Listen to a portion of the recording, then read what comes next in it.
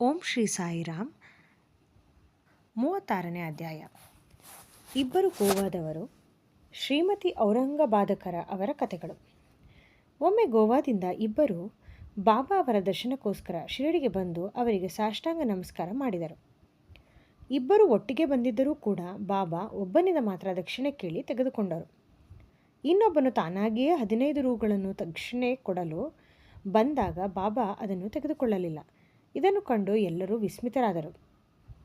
ಆ ಸಮಯದಲ್ಲಿ ಅಲ್ಲಿಯೇ ಇದ್ದ ಶ್ಯಾಮ ಅವರು ಬಾಬಾ ಅವರನ್ನು ಕುರಿತು, ಇದೇನು, ಇಬ್ಬರೂ ಒಟ್ಟಿಗೆ ಬಂದಿರುತ್ತಾರೆ, ಒಬ್ಬನನ್ನು ಮಾತ್ರ ಕೇಳಿ ಅವನಿಂದ ದಕ್ಷಿಣೆ ಪಡೆದಿರಿ, ಇನ್ನೊಬ್ಬನು ತಾನೇ ಸ್ವತಃ ಮುಂದಾಗಿ ದಕ್ಷಿಣೆ ಕೊಡಲು ಬಂದರೂ ನಿರಾಕರಿಸುತ್ತೀರಿ, ಇದೇಕೆ ಈ ಭೇದ ಭಾವ ಎಂದು ಕೇಳಿದನು. ಅದಕ್ಕೆ ಬಾಬಾ ಅವರು, ಶ್ಯಾಮ, ನಿನಗೆ ಏನೂ ತಿಳಿಯದು. ನಾನು ಯಾರಿಂದಲೂ ಪುಕ್ಕಟ್ಟೆ ಏನೂ ತೆಗೆದುಕೊಳ್ಳುವುದಿಲ್ಲ. ಈ ಮಸೀದಿ ಮಾಯಿ ಸಾಲ ತೀರಿಸುವಂತೆ ಕೇಳುತ್ತಾಳೆ. ಸಾಲಗಾರನು ಸಾಲವನ್ನು ತೀರಿಸಿ ಋಣಮುಕ್ತನಾಗುತ್ತಾನೆ.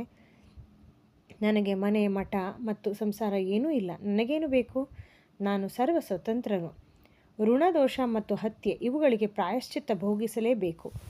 ಅದನ್ನು ತಪ್ಪಿಸಿಕೊಳ್ಳಲು ಅಸಾಧ್ಯ ಎಂದು ಹೇಳಿ ತಮ್ಮದೇ ಆದ ರೀತಿಯಲ್ಲಿ ಮುಂದುವರಿದು ಈ ರೀತಿ ತಿಳಿಸಿದರು. ಮೊದಲು ಅವನು ಬಹಳ ಬಡವನಾಗಿದ್ದನು. ದೇವರ ದಯೆಯಿಂದ ಕೆಲಸ ದೊರೆತರೆ ಮೊದಲನೆಯ ತಿಂಗಳ ಸಂಬಳದಲ್ಲಿ 15 ರೂಗಳನ್ನು ದೇವರಿಗೆ ಅರ್ಪಿಸುವೆನೆಂದು ಹರಕೆ ಹೊತ್ತನು. ನಂತರ ಬಡ್ತಿ ದೊರೆತು 15 ರೂಗಳಿಂದ 30, 60, 100, 200, 700 ರೂ ಸಂಬಳ ದೊರಕಿತು.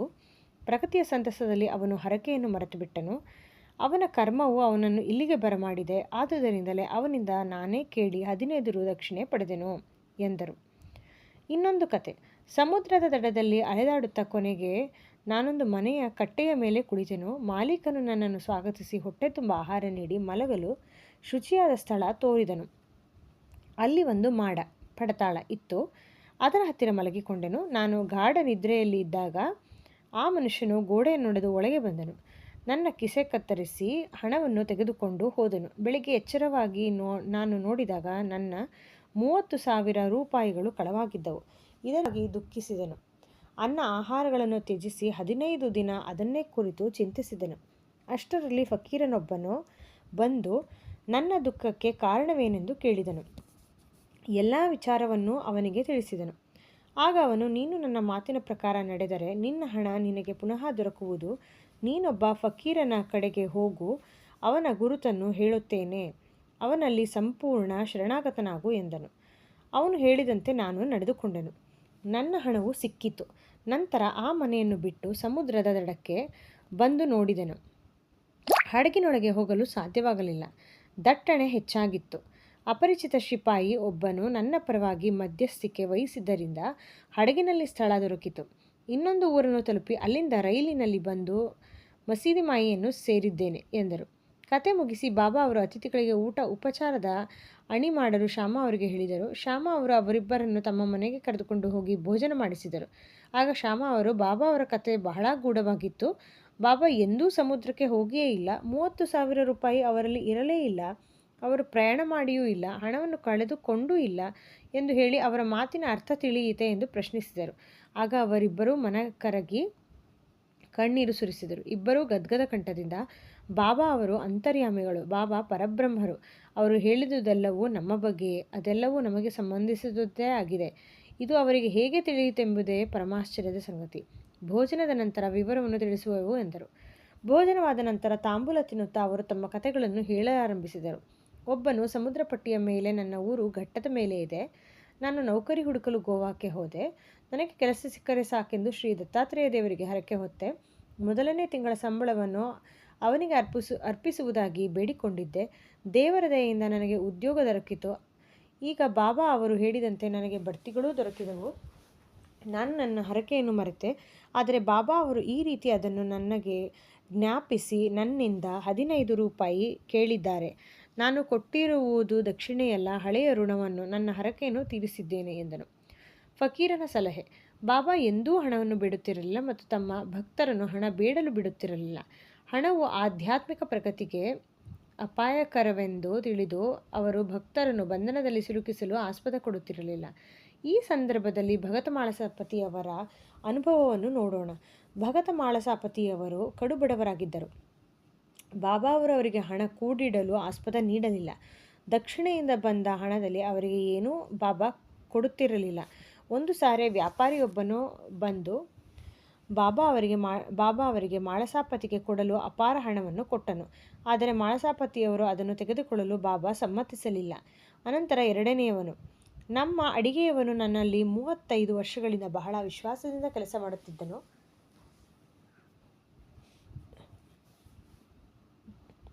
ದುರದೃಷ್ಟವಶಾತ್ ಅವನು ದುರ್ಮಾರ್ಗ ಪ್ರವರ್ತಕನಾಗಿ ಒಂದು ದಿನ ನನ್ನ ಎಲ್ಲ ಹಣವನ್ನು ದೋಚಿಕೊಂಡು ಹೋದನು. ನಾನು ರಾತ್ರಿ ಮಲಗಿದಾಗ ಹೇಗೋ ಬಂದು ನಾನು ಗಳಿಸಿದ 30,000 ರೂಗಳನ್ನು ಅಪಹರಿಸಿದನು. ಬಾಬಾ ಅವರು ಅಷ್ಟು ಹಣ ಎಂದು ಸರಿಯಾಗಿ ಹೇಳಿದ್ದಾರೆ. ಅದು ಹೇಗೆ ಅವರಿಗೆ ತಿಳಿಯಿತೋ ನಾನರಿಯೆ. ನಾನು ಹಗಲಿರುಳು ವ್ಯಥೆಪಡುತ್ತಾ ಕುಳಿತಿದ್ದೆ. ವಿಚಾರಣೆಯಿಂದ ಪ್ರಯೋಜನವಾಗಲಿಲ್ಲ. ಹೀಗೆಯೇ 15 ದಿನ ಕಳೆದವು. ಒಂದು ದಿನ ನನ್ನ ಮನೆ ಅಂಗಳದಲ್ಲಿ ನಾನು ಯೋಚಿಸುತ್ತಾ ಕುಳಿತಿದ್ದೆ. ಆಗ ಒಬ್ಬ ಫಕೀರನು ಬಂದು ನನ್ನ ವ್ಯಾಕುಲತೆಯ ಕಾರಣವನ್ನು ಕೇಳಿದನು. ನಡೆದುದೆಲ್ಲವನ್ನೂ ಅವನಿಗೆ ಹೇಳಿದನು. ಆಗ ಅವನು, ಶಿರಡಿಯಲ್ಲಿ ಸಾಯಿಬಾಬಾ ಎಂಬ ಮಹಾತ್ಮರಿದ್ದಾರೆ. ಅವರಿಗೆ ಹರಕೆ ಹೊತ್ತು ನೀನು ಅತಿ ಹೆಚ್ಚಾಗಿ ಪ್ರೀತಿಸುವ ಆಹಾರವನ್ನು ಅವರ ದರ್ಶನ ಪಡೆಯುವ ತನಕ ಸ್ವೀಕರಿಸುವುದಿಲ್ಲವೆಂದು ಸಂಕಲ್ಪ ಮಾಡು ಎಂದು ಹೇಳಿದನು. ನಾನು ಅವನು ಹೇಳಿದಂತೆ ಹರಕೆ ಹೊತ್ತು, ಬಾಬಾ, ನನ್ನ ಕಳೆದು ಹೋದ ಮಾಲು ಸಿಗದ ಹೊರತು ಮತ್ತು ನಿಮ್ಮ ದರ್ಶನ ಪಡೆಯದ ಹೊರತು ನಾನು ಅನ್ನ ಸೇವಿಸುವುದಿಲ್ಲ ಎಂದು ನಿರ್ಧಾರ ಮಾಡಿಕೊಂಡೆನು. ಇದಾದ ನಂತರ 15 ದಿನ ಕಳೆದವು. ಆಗ ಓಡಿ ಹೋದ ಅಡಿಗೆಯವನು ಪುನಃ ನನ್ನ ಕಡೆಗೆ ಬಂದು ನನ್ನ ಹಣವನ್ನು ಹಿಂತಿರುಗಿಸಿದನು. ನಾನು ತಲೆಕೆಟ್ಟು ಈ ರೀತಿ ವರ್ತಿಸಿದೆ. ನಾನು ನಿಮ್ಮ ಪಾದಗಳಿಗೆ ಎರಗುತ್ತೇನೆ, ಕ್ಷಮಿಸಿ ಎಂದನು. ಹೀಗೆ ಎಲ್ಲವೂ ಸರಿಯಾಯಿತು. ಈ ಹಿಂದೆ ನನ್ನನ್ನು ಸಂಧಿಸಿದ ಫಕೀರನು ಪುನಃ ನನಗೆ ಕಾಣಲೇ ಇಲ್ಲ. ಅವನ ದರ್ಶನಕ್ಕೆ ತವಕ ಪಡುತ್ತಿದ್ದೆ. ಬಹಳ ದೂರದಿಂದ ನನಗೆ ಸಹಾಯ ಮಾಡಲು ಬಂದ ಫಕೀರನೇ ಬಾಬಾ ಅವರೆಂದು ಊಹಿಸಲು ಸಂದೇಹವಿಲ್ಲ. ನನ್ನನ್ನು ನೋಡಿ ನನ್ನ ಕಳೆದು ಹೋದ ದ್ರವ್ಯವನ್ನು ಮರಳಿ ಕೊಡಿಸಲು ಯತ್ನಿಸಿದ ಬಾಬಾ ಅವರು ನನ್ನ 35 ರೂಪಾಯಿಗಳಿಗೆ ಆಶೆ ಪಡುತ್ತಾರೆಯೇ? ಎಂದಿಗೂ ಇಲ್ಲ. ಹೀಗೆ ಯಾರಿಂದಲೂ ಏನು ಅಪೇಕ್ಷಿಸದೆ ನಮ್ಮನ್ನು ಧಾರ್ಮಿಕ ಪಥದ ಕಡೆಗೆ ಸಾಗಿಸಲು ಬಾಬಾ ನಿರಂತರ ಪ್ರಯತ್ನ ಪಡುತ್ತಿದ್ದಾರೆ. ಕಳೆದು ಹೋದ ಧನವೆಲ್ಲ ಮರಳಿ ದೊರೆತು ನನಗೆ ಪರಮಾನಂದವಾಯಿತು. ಈ ರೀತಿ ಆನಂದದ ಉನ್ಮಾದದಲ್ಲಿ ಹರಕೆಯನ್ನು ಮರೆತೆ. ಮುಂದೆ ನಾನು ಒಂದು ದಿನ ಕೋಲಾಬಾದದಲ್ಲಿ ವಿಶ್ರಮಿಸುತ್ತಿದ್ದಾಗ ಬಾಬಾ ಅವರನ್ನು ಕನಸಿನಲ್ಲಿ ಕಂಡೆ. ಆಗ ನಾನು ಶಿರಡಿಗೆ ಹೋಗಬೇಕೆಂದು ನೆನಪಾಯಿತು. ಗೋವಾಕ್ಕೆ ಹೋಗಿ ಅಲ್ಲಿಂದ ಶಿರಡಿಗೆ ಹೊರಡಬೇಕೆಂದು ನಿರ್ಧರಿಸಿದೆ. ಮುಂಬೈಗೆ ಹೋಗುವ ಹಡಗನ್ನು ಹತ್ತಲು ಬಂದರಿಗೆ ಹೋದೆ. ಸ್ಥಳವಿರಲಿಲ್ಲ. ಎಲ್ಲ ಸ್ಥಳ ಭರ್ತಿಯಾಗಿತ್ತು. ಅಪರಿಚಿತನಾದ ಜವಾನನೊಬ್ಬನ ಮಧ್ಯಸ್ಥಿಕೆಯಿಂದ ನನಗೆ ಅದರಲ್ಲಿ ಸ್ಥಳ ದೊರಕಿತು. ಮುಂಬೈಗೆ ಬಂದಿಳಿದೆ. ಅಲ್ಲಿಂದ ರೈಲಿನಲ್ಲಿ ಇಲ್ಲಿಗೆ ಬಂದೆ. ಬಾಬಾ ಅವರು ಸರ್ವಜ್ಞರೆಂಬುದು ಖಚಿತವಾದುದು. ನಾವು ಯಾರು, ನಮ್ಮ ಮನೆ ಎಲ್ಲಿದೆ, ಎಲ್ಲವೂ ಅವರಿಗೆ ತಿಳಿದಿದೆ. ನನ್ನ ಕಳೆದು ಹೋದ ದ್ರವ್ಯ ಪುನಃ ದೊರಕಿದುದು ನನ್ನ ಭಾಗ್ಯವೇ ಸರಿ. ಅನೇಕ ವರ್ಷಗಳಿಂದ ಬಾಬಾ ನಿಮ್ಮೊಡನೆ ಇದ್ದು ತಮ್ಮ ಮಾತುಕತೆಗಳಿಂದ ನಿಮ್ಮನ್ನು ಆನಂದಪಡಿಸುತ್ತಾ ಇದ್ದಾರೆ. ಆದುದರಿಂದ ನೀವೇ ಧನ್ಯರು. ಬಾಬಾ ಅವರನ್ನು ಶಿರಡಿಗೆ ಎಳೆದು ತಂದ ನಿಮ್ಮ ಪುಣ್ಯ ಫಲ ಅಗಾಧವಾದುದು. ಸಾಯಿಯೇ ನಮ್ಮ ದತ್ತ ನನಗೆ ನನ್ನ ಮರೆತ ಹರಕೆಯನ್ನು ಜ್ಞಾಪಿಸಿದರು. ಹಡಗಿನಲ್ಲಿ ಸ್ಥಳ ದೊರಕಿಸಿ ಇಲ್ಲಿಗೆ ನನ್ನನ್ನು ಬರಮಾಡಿಕೊಂಡಿದ್ದಾರೆ. ಇದು ಅವರ ಸರ್ವಜ್ಞತೆಯ ಮತ್ತು ಸರ್ವಶಕ್ತಿಯ ದೃಷ್ಟಾಂತವಲ್ಲವೇ ಎಂದನು. ಶ್ರೀಫಲದಿಂದ ಸಂತತಿ. ಸೊಲ್ಲಾಪುರದ ಸಖಾರಾಮ ಅವರ ಪತ್ನಿಗೆ 27 ವರ್ಷಗಳಿಂದಲೂ ಸಂತಾನ ಇರಲಿಲ್ಲ. ಕಂಡ ದೇವರಿಗೆಲ್ಲ ಕೈಮುಗಿದು ಹರಕೆ ಹೊತ್ತು ನಿರಾಶರಾಗಿದ್ದರು. ಕೊನೆಯ ಪ್ರಯತ್ನವೆಂದು ತಮ್ಮ ಮಲಮಗನಾದ ವಿಶ್ವನಾಥನೊಡನೆ ಶಿರಡಿಗೆ ಬಂದು ಬಾಬಾ ಅವರ ಸೇವೆ ಮಾಡುತ್ತಾ 2 ತಿಂಗಳು ಕಳೆದರು.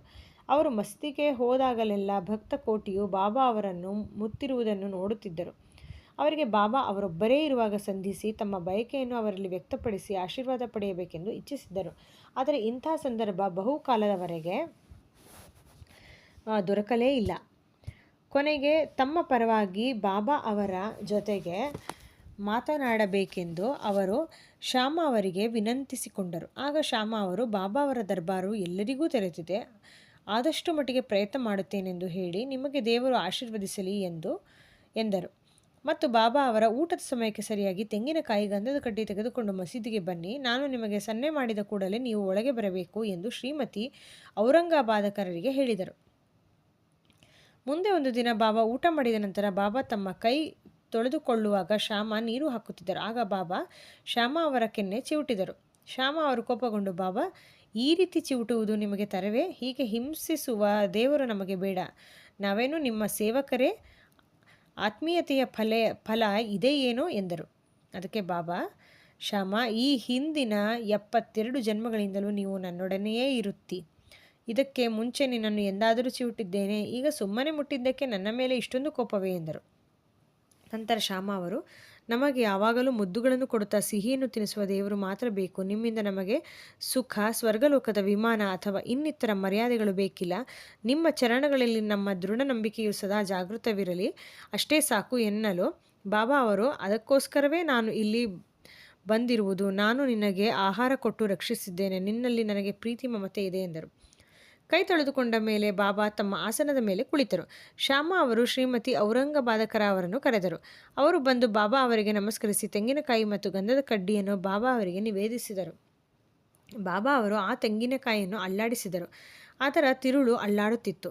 ಆಗ ಅವರು, ನೋಡು ಶ್ಯಾಮ, ಇದರ ತಿರುಳು ಅಲ್ಲಾಡುತ್ತಿದೆ, ಅದೇನು ಸೂಚಿಸುತ್ತದೆ ಎಂದು ಕೇಳಲು ಶ್ಯಾಮ, ಅದರಂತೆಯೇ ತನ್ನ ಗರ್ಭದಲ್ಲಿ ಶಿಶುವು ಹೊರಳಾಡಲಿ ಎಂದು ಈ ಮಹಿಳೆಯು ಪ್ರಾರ್ಥಿಸುತ್ತಿದ್ದಾಳೆ. ಆಶೀರ್ವದಿಸಿರಿ, ಆ ತೆಂಗಿನಕಾಯಿಯನ್ನು ಕೊಡಿ ಎಂದರು. ಬಾಬಾ, ತೆಂಗಿನಕಾಯಿ ಸಂತತಿ ದೊರಕಿಸುತ್ತದೆಯೇ? ನೀವೆಂಥ ಮೂಢರು?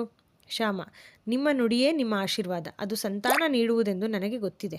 ಸುಮ್ಮನೆ ನನ್ನೊಡನೆ ವಾದ ಮಾಡುತ್ತಿದ್ದೀರಿ, ವಿನಃ ಆಶೀರ್ವದಿಸುತ್ತಿಲ್ಲ. ಸ್ವಲ್ಪ ಹೊತ್ತು ಈ ರೀತಿ ಸಂಭಾಷಣೆ ನಡೆಯಿತು. ಬಾಬಾ ಅವರು ತೆಂಗಿನಕಾಯಿಯನ್ನು ಶ್ರೀಮತಿ ಔರಂಗಬಾದಕರ ಅವರಿಗೆ ಆಶೀರ್ವಾದವಾಗಿ ಕೊಡಬೇಕೆಂದು ಕೇಳುತ್ತಲೇ ಇದ್ದರು. ಕಟ್ಟ ಕಡೆಗೆ ಬಾಬಾ ಸೋತು ಅವಳಿಗೆ ಸಂತತಿ ಲಭಿಸುತ್ತದೆ ಎಂದರು.